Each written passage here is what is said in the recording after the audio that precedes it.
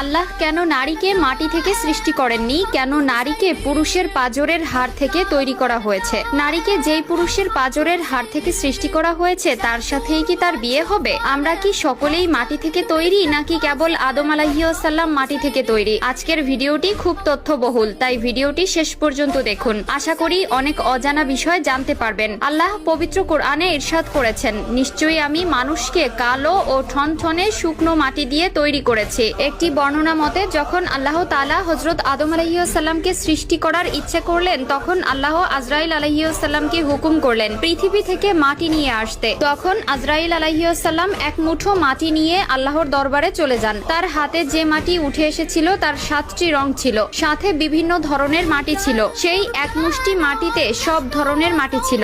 এরপর আদম আলাইহিসসালামকে সৃষ্টি করার পরে তার পাঁজরের হাড় থেকে এক মহিলাকে সৃষ্টি করেন, যিনি হলেন বিবি হাওয়া